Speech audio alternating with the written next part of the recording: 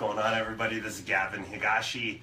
This is my Positive Insight interview, and this is actually my number 10. Sweet. So, kind of pumped. I started this about 3 months ago, and it's just been fun, man, just to get to hear everybody's story. So, thank you so much for doing this with me. So, today I got Schneider with me. He's become a good friend of mine, and I just really respect how he kind of runs his life and just is always positive, just always on point. So, thank you for doing this. So I'm looking forward to what you have to share. So tell us a little bit about who you are. Sure. So I'm kind of newer to the business. I've been in real estate. This is my third year. Yeah. So a little bit of background. I came from the customer service industry, bartending, serving, stuff like that. So that's kind of a lot of the stuff that I bring to my business is kind of attention to detail. So that's kind of stuff that I like to focus on, is customer service. How long were you in that service side of the business? So were you bartending or waiting tables? Or? Both. Pretty much all the way since like high school. So that's cool. Maybe almost like 10, 15 years. So that's awesome. I did the same thing. I worked in a restaurant for like 14 years, and I swear by it. Like, it was like I learned so much in that job. I think a lot of my skills, like coming to this industry, have been directly from that, not necessarily school and whatnot. Right. It's literally been the positions that I've been in that kind of work environment, which has been great. I always tell people, like, you don't realize like actually what customer service looks like until you script someone's spaghetti. Sure. And then you have to figure out how to get around it. Anyways, side story. So let's just kind of get into it. So, like, what are your whys? Like, why do you wake up every day? What gets you rolling? Sure. So I kind of had a tougher time trying to figure out what specifically my why was, because most people have a similar why, and that's, I do it for my family, my kids, and me being a single guy.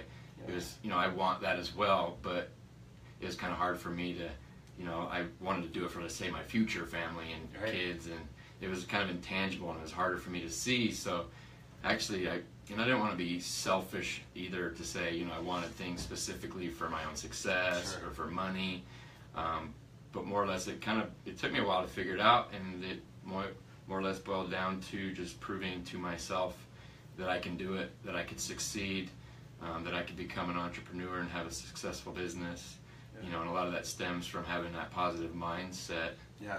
So.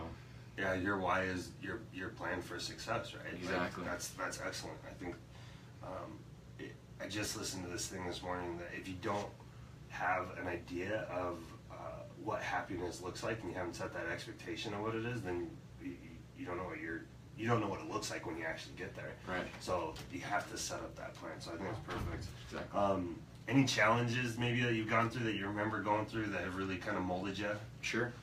Probably one of my biggest challenges was quitting drinking alcohol. Yeah. And, that kind of stemmed from not necessarily being where I wanted to be in life from a personal standpoint or just a business standpoint as well. Right. And then it also kind of ran into some health issues, so it kind of all came together to where I had to kind of cut that out of my life. So that wasn't necessarily easy, because that was something that was a part of my life for a long time, and that was like my social circle, so I had to pull myself away from that environment, and it was very hard, but it helped me kind of narrow my focus on the things that were important to me.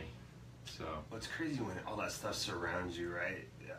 It makes the choice to stop so much harder, but like, you're always surrounded by it, especially if you're working in it, right? Like, that makes it really difficult. So. And I think that was a big help for me too, is kind of still being in that industry and knowing that I could stop, do it inside of that. And didn't need it, So kind of just put myself still in that environment, and just it made it hard, but it made it kind of easier, to be honest. It's kind of weird. That's awesome. You know what the cool thing I will say is, dude, you're fun regardless. Like, you always have a good time, and you always have a good attitude regardless. I appreciate it. I don't know if I can say the same for myself. Just kidding. But, I know that's true for you. So one thing I do know you do is you read and listen to a lot of stuff, and you're absorbing a lot of information. Sure. Any key people that you kind of rely on for information? Sure. Kind of the big influencers in my personal life are Eric Thomas, Gary Vaynerchuk. I follow a lot of Ty Lopez, and then specific to real estate would be Tom Ferry. Okay. So a lot of those guys are big influencers in terms of just positive mindset, you know, and just kind of just having that drive, you know, because everyone has their problems, right? Right. It's just a matter of how you kind of look at it and address it. Yeah.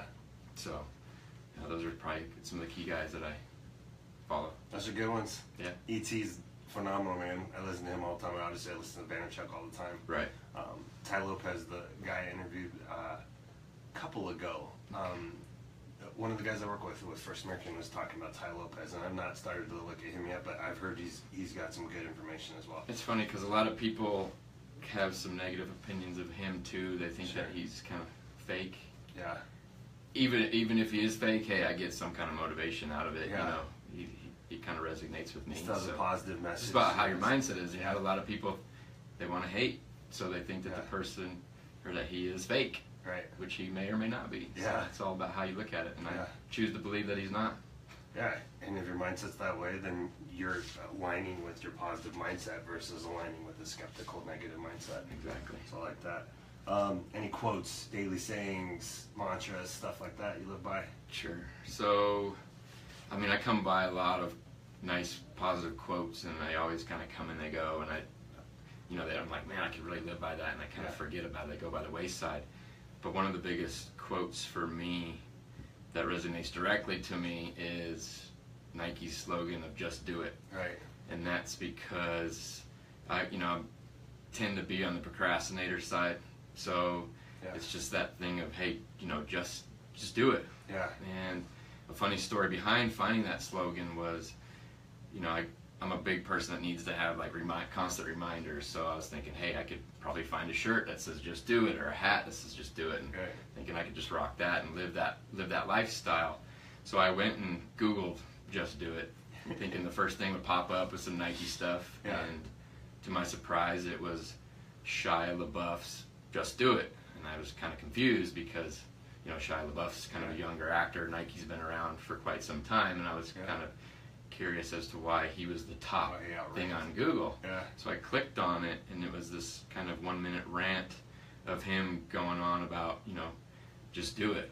Basically saying, yesterday you said you were going to do it, so just do it. And, again, one of those things where you don't know if it's fake, if he's being real, but I looked at it as a positive way and thought, man, that was really motivational to me. So if you haven't had a chance to see it, I'd definitely go check it out, because it's really good. Very inspirational to me. I think, at least for me too, and I think almost everyone I talk to or meet, that's like the biggest thing, is just jumping in and executing on whatever. I mean, until you like jump in, you're never going to actually fail. And if you never actually fail or succeed, then you don't know if it worked or not, right? So you just gotta jump in. And on this page I post a bunch of quotes and different things I find, and at least 2 or 3 a month are about just executing and doing, because so many people struggle with just getting out of their own head and just getting it done. So well, another one of the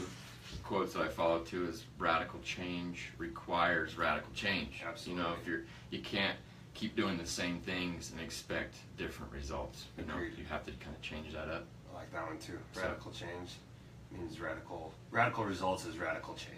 Sure. Right? Yep. Okay. For sure. Very cool, man. Well, thank you so much for doing this. I hope people get to feel the positivity that I get when I'm around you. Sure. Maybe it's because you always dress so nice. Oh, thanks. I just try to keep up. You do dress very nice. So and I appreciate that too. So thank you very much for the time. I appreciate it. Thank you for those of you that took the time to watch this, and have a really good week. Thanks, guys. All right. Click this button.